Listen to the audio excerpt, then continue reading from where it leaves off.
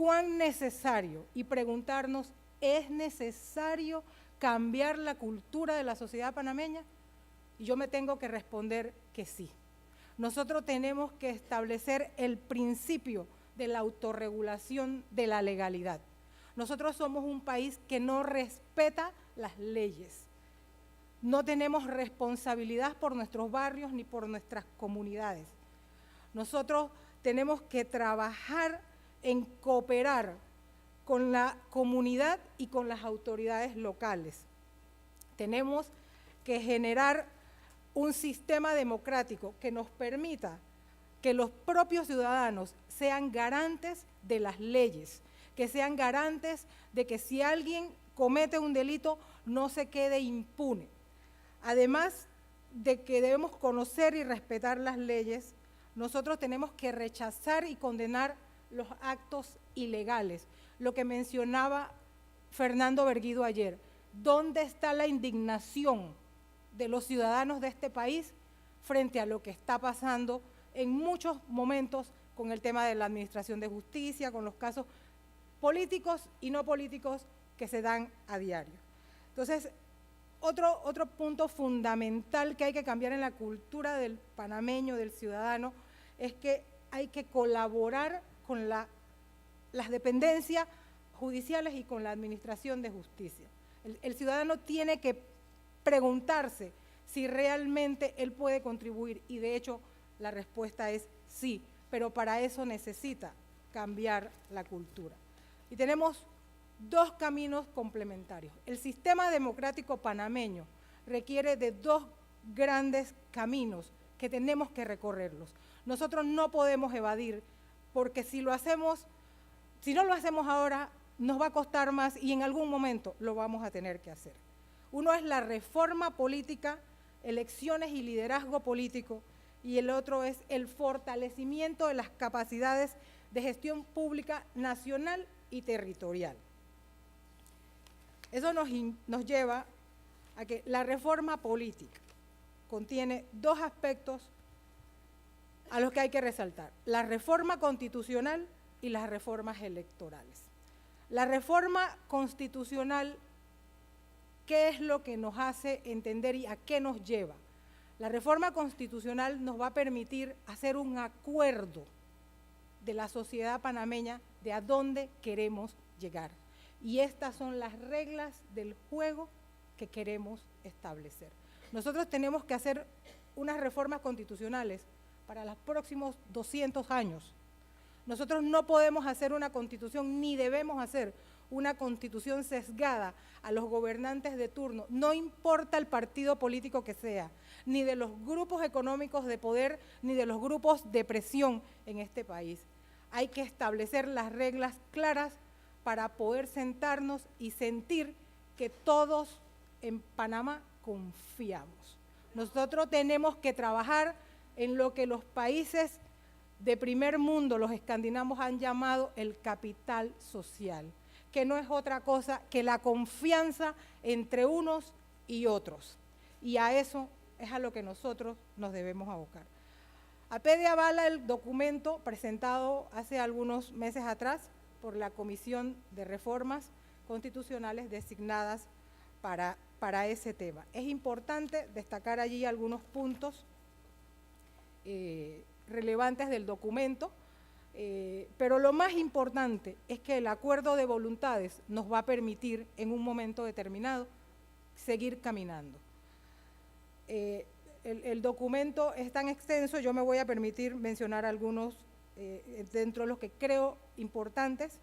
Están las garantías y derechos fundamentales, la creación de la Corte Constitucional para fortalecer el Estado de Derecho, el fortalecimiento del órgano judicial y el fortalecimiento del órgano legislativo. Y todo esto nos lleva a un último punto que establece el equilibrio entre los poderes del Estado. Eso es fundamentalmente lo que establece la reforma constitucional. Y yo creo que de ahí la posición y el documento de Visión País 2025 establece que debemos tomar en cuenta el documento y partir de allí a las reformas constitucionales. La Comisión de Reformas Electorales, como ustedes conocen, se nombra posteriormente a que termine el periodo electoral. se han hecho intensas y grandes cambios a lo que es el proceso electoral, porque se evalúa después de cada proceso cuáles son las debilidades del sistema. Pero el cambio no debe generar una posición de que los partidos políticos quieran cerrar la posibilidad de la participación de los otros ciudadanos, porque ya estaríamos regulando y legislando en función de algunos sectores. Y aquí es muy importante que la participación ciudadana sea consciente, persistente e insistente en esta discusión. Y que nosotros los ciudadanos no permitamos que una vez terminada la propuesta se quede en el tintero como ha pasado con las últimas. Y como segundo punto de los caminos que tenemos que recorrer está el fortalecimiento de la capacidad de gestión pública nacional y territorial. Y allí me voy a enfocar en tres aspectos importantes: la participación ciudadana y de la sociedad civil. Esto es indiscutible. Este es el camino a recorrer, porque los partidos políticos es cierto que son una representación de lo que es la participación ciudadana. Esos son los partidos políticos. Pero como no están cumpliendo realmente con el cometido, con el objetivo, entonces la sociedad se ve obligada a agruparse en otras organizaciones, y eso es importante.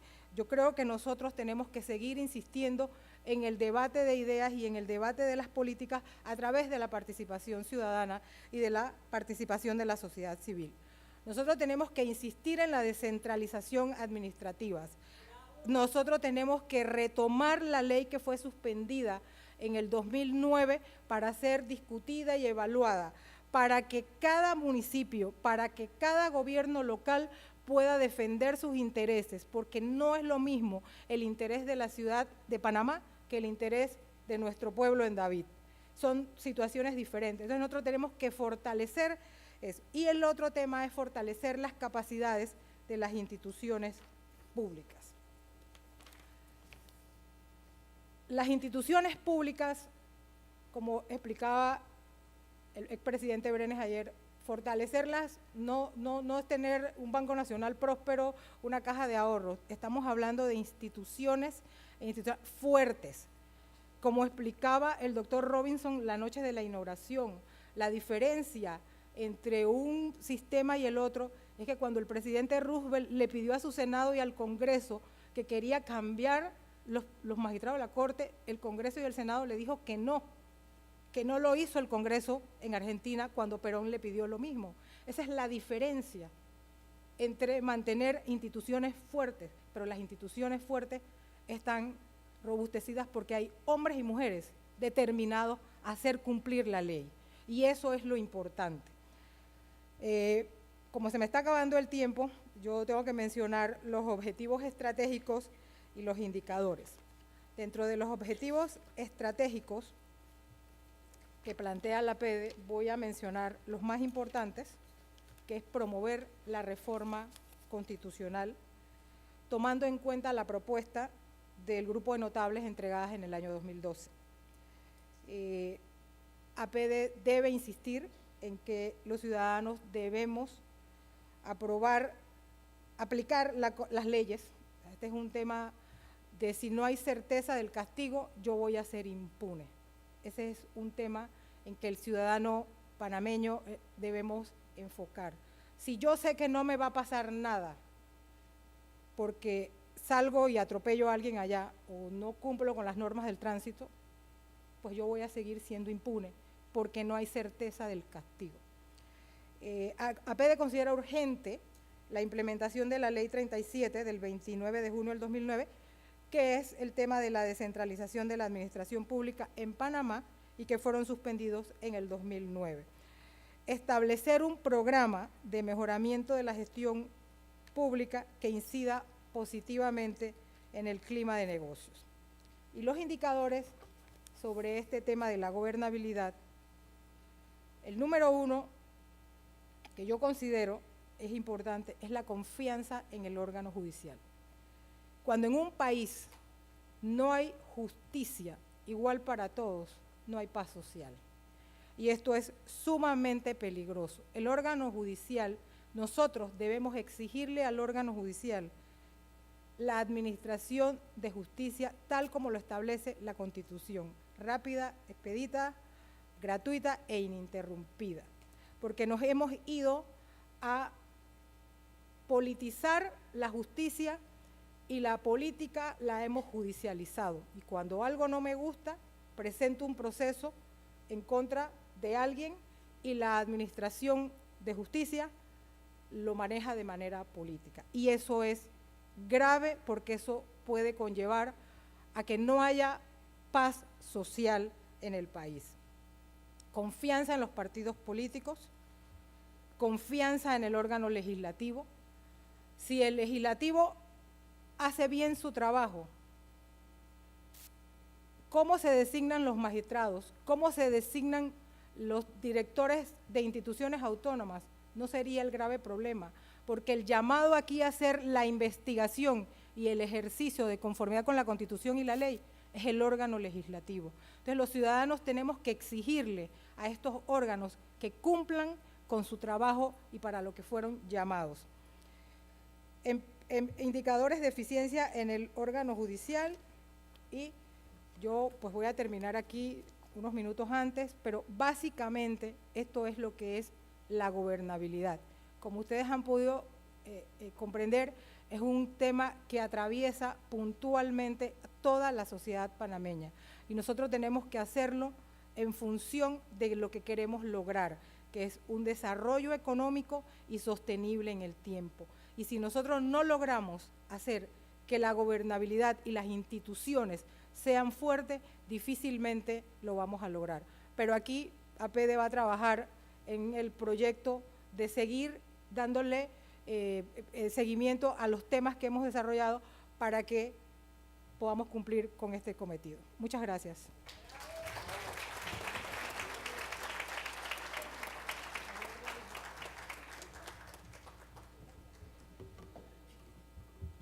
Gracias, Moravia.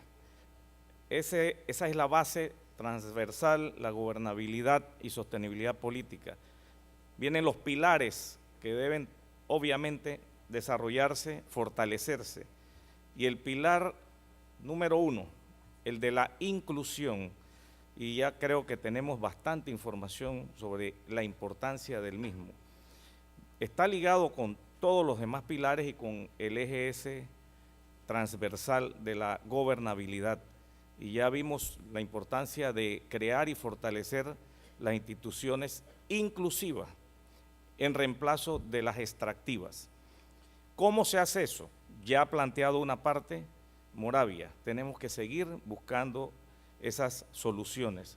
No obstante, cosas más concretas también pueden hacerse mediante políticas públicas inclusivas y en ese sentido, tanto Benita Vega como Dagmar Araujo nos van a abordar ejes que están dentro de ese pilar.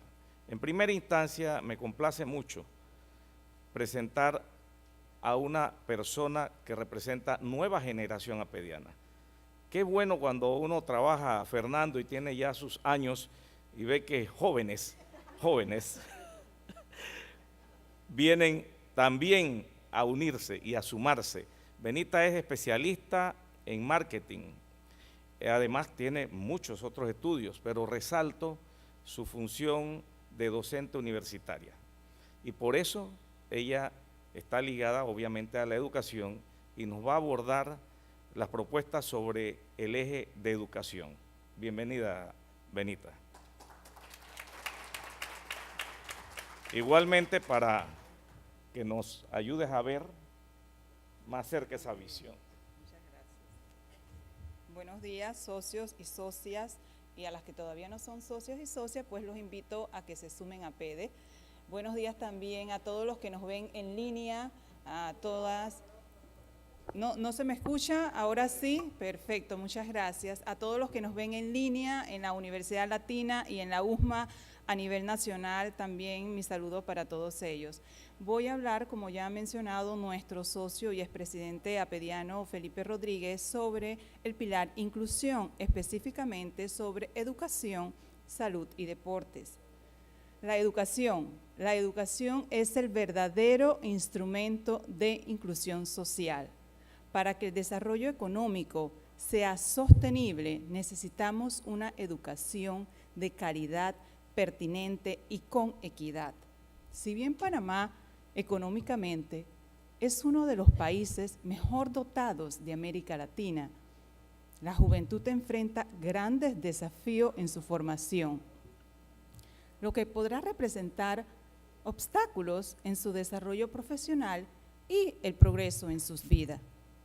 Es por ello que la educación presenta como sus principales retos en nuestro país la calidad, la equidad y la sostenibilidad de los esfuerzos más allá de los gobiernos. Quiero mencionar algunas cifras que nos ponen en perspectiva la situación de educación. Y creo que lo que está sonando así, disculpen, es esto que pega aquí. Así que quiero yo mencionar algunas de estas cifras. Y en esas cifras tenemos que si vemos el año 2010, el 46% de la población económicamente activa no ha terminado secundaria. Hoy día, premedia y media. Por otro lado, si veo cifras a 2012, en términos de años de escolaridad, tenemos que en el país en general están en 9.8. Si estos años de escolaridad nos vamos a verlos por zonas, en las zonas urbanas se elevan a 11 años, pero en las comarcas 4.8. Esta cifra nos muestra un verdadero reto de equidad educativa. Si veo cifras más recientes, como lo es el informe de desarrollo humano presentado por el PNUD en 2014, nos dice que entre el 30 y el 40% de los estudiantes que ingresan a primer grado no han tenido contacto con un centro preescolar. También este reciente informe de desarrollo humano del PNUD 2014 nos indica que 1 de cada 3 jóvenes entre 15 y 19 años de edad, ¿saben qué? No estudia, no estudia. Y así puedo seguir mencionando otras cifras, pero debo avanzar. Entonces voy a pasar a mencionar algunos de los objetivos estratégicos que debemos cubrir en el sector educativo. Y uno de estos objetivos, voy a mencionarles algunos, es el tema del calendario escolar. Un calendario, por supuesto, con más horas efectivas de clase. Sí, de nada sirve estar todo el día en la escuela si no estoy usando el tiempo de manera efectiva. Otro de esos objetivos, revisar el presupuesto nacional, lo cual conlleva una serie de elementos educativos, entre esos, por supuesto, el paquete de remuneración docente y su formación. Hay que realizar estudios para que la formación académica esté acorde con las necesidades del país. Definitivamente tenemos que formar según los tiempos presentes y actualizar estos programas y el currículo. Otro de los objetivos, por supuesto, hay que seguir ofreciendo internet en las escuelas, eso es importante, y también adoptar una práctica de diagnóstico en base a indicadores internacionales que contemplen aspectos académicos, de infraestructura, para ver el buen desempeño y sobre todo, ¿saben qué? Reconocer a los colegios y docentes sobresalientes. Eso es bien importante, reconocimiento. Ahora quiero mencionarles algunos otros aspectos que ustedes pueden encontrar en el documento Visión País 2025, que hoy se han distribuido copias en CD. Si usted todavía no tiene la suya, por favor.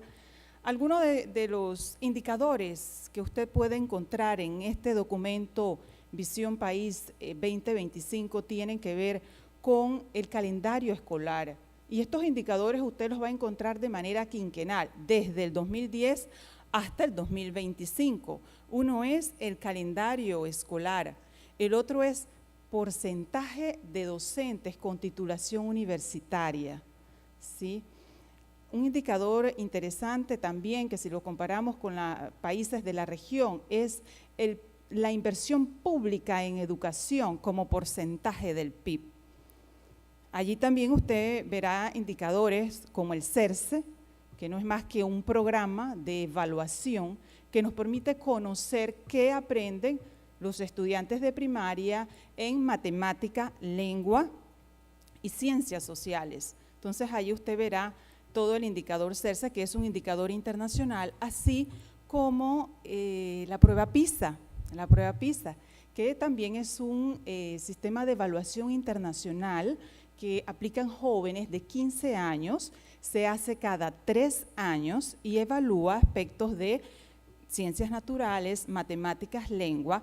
La próxima prueba será en el 2015 y corresponde a ciencias naturales. Ha sido un gran trabajo en equipo preparar este documento, que es una base para desarrollar todos los aspectos que allí se mencionan, y no puedo yo dejar, por supuesto, de mencionar a la Comisión de Educación, el gran trabajo que han hecho, presidida la comisión por el doctor Modaldo Tuñón. Avanzando con la presentación, ahora debo pasar a las recomendaciones. Más adelante les hablaré de salud y deportes, entonces tengo que estar pendiente del reloj para no dejar ninguno de estos aspectos.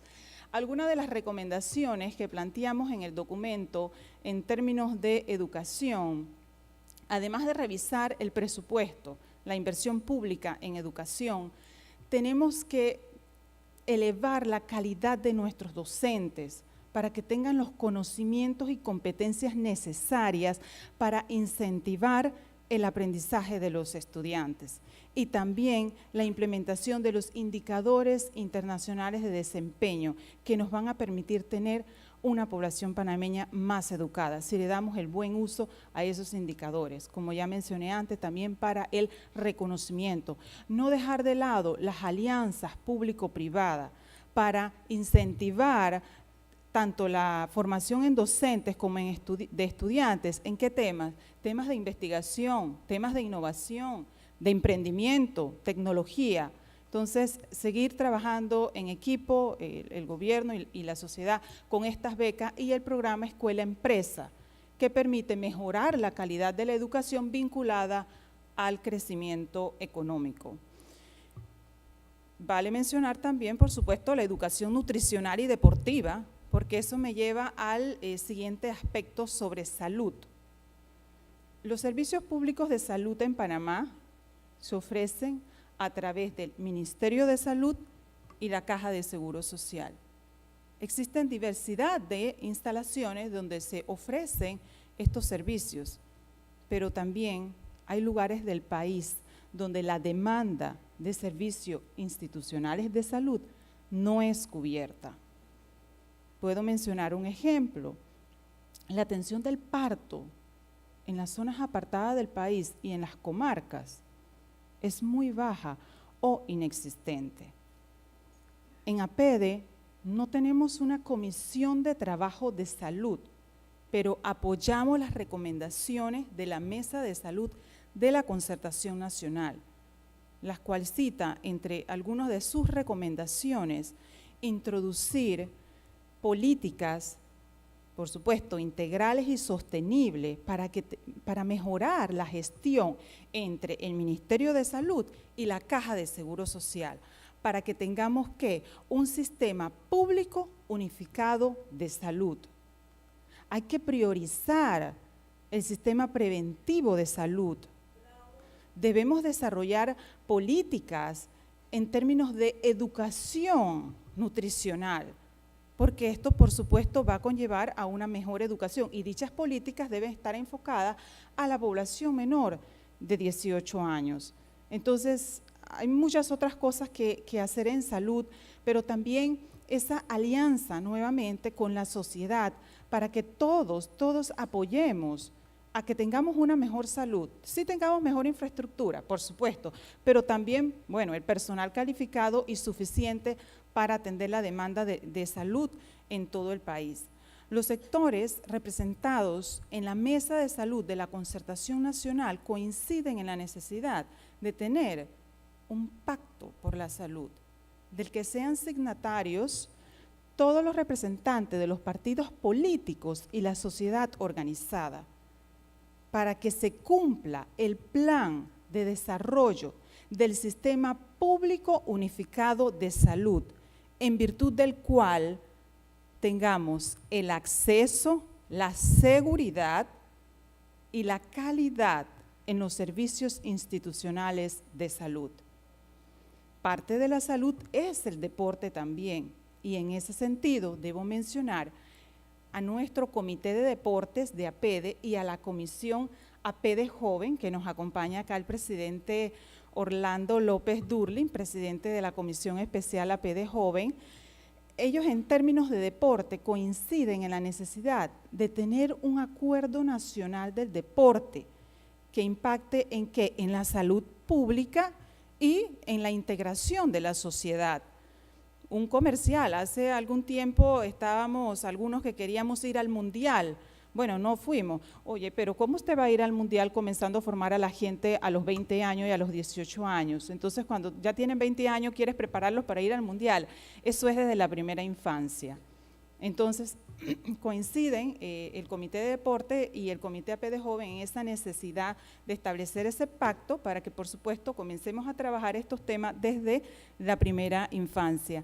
Hay que promover la inversión y ahí toda la sociedad es responsable también. A veces le echamos la culpa al gobierno, pero la sociedad tiene su rol. La inversión en infraestructura deportiva, inversión en infraestructura deportiva y por supuesto luego el mantenimiento, porque a veces hacemos la infraestructura y luego no le damos el mantenimiento. Y también hacer alianzas público-privada para el desarrollo, el financiamiento, la ejecución de proyectos deportivos. Nuevamente quiero reiterarles en este espacio que me ha correspondido de inclusión y hablar de educación, salud y deportes, que la educación es el verdadero instrumento de inclusión social. Que en nuestro país los principales retos en educación están en la calidad, la equidad y la sostenibilidad de los esfuerzos más allá de los gobiernos. Nuevamente los exhorto a que sigamos trabajando para que tengamos una población sana y por supuesto educada. Muchas gracias.